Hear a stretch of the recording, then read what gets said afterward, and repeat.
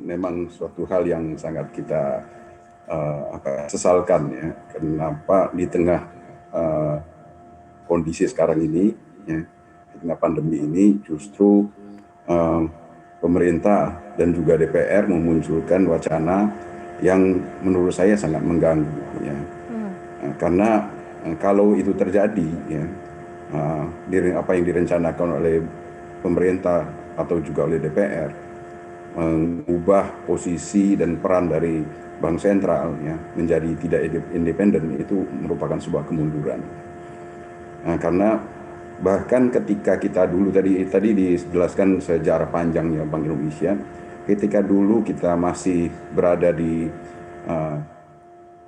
kondisi ada Dewan Moneter ya, tanda kutip itu pun masih Bank Indonesia bisa dikatakan masih ada celah independensinya ya.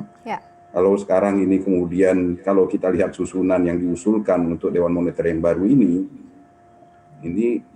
kondisinya menjadi lebih buruk dari yang dulu bahkan. Ya.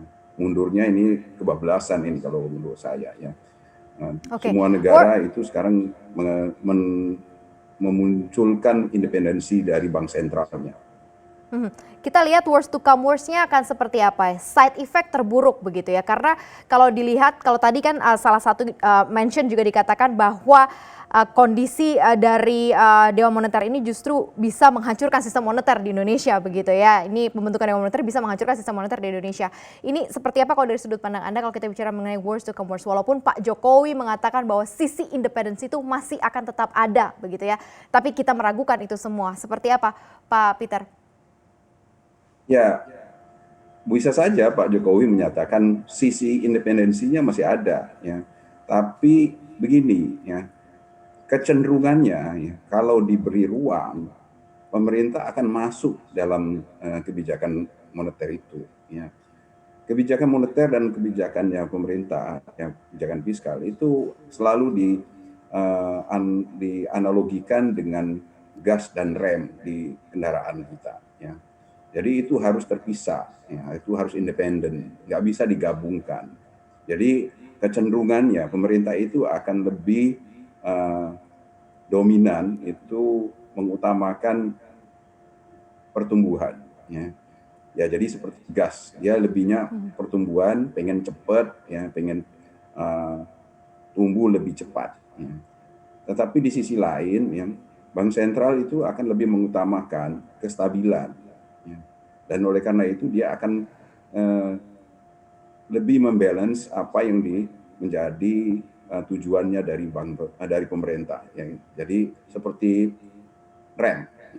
Kalau satunya ngegas, yang satu ngerem. Ya. Nah ini balancing seperti inilah yang dibutuhkan. Oleh karena itu di semua negara, ya, bahkan di negara-negara yang posisi dari gubernurnya itu ada di dalam pemerintahan, di bawah pemerintah, itu untuk kebijakan itu tetap independensi, ya. Tetap dia mengambil kebijakannya secara independen. Karena seperti saya sebutkan tadi, ini ibaratnya gas dan rem. Ketika pemerintah ingin mengegas, ya bank sentral akan mencoba membalance-nya, mengerem agar supaya tidak perekonomian menjadi tidak overheating dan sebagainya. Ya, kalau mobil, agar supaya mobilnya nggak masuk ke jurang dan sebagainya. Nah ini balancing antara fiskal moneter itu memang dibuat memang seperti itu. Jadi kalau disebutkan bahaya sekali kalau seandainya kita membuat Dewan Moneter kita seperti itu, ya di mana Gubernur Bank Indonesia sebagai bank sentralnya Indonesia itu kehilangan independensinya, kita mengkhawatirkan, ya, arah dari kebijakan moneter kita menjadi terkooptasi oleh kebijakan fiskal nantinya.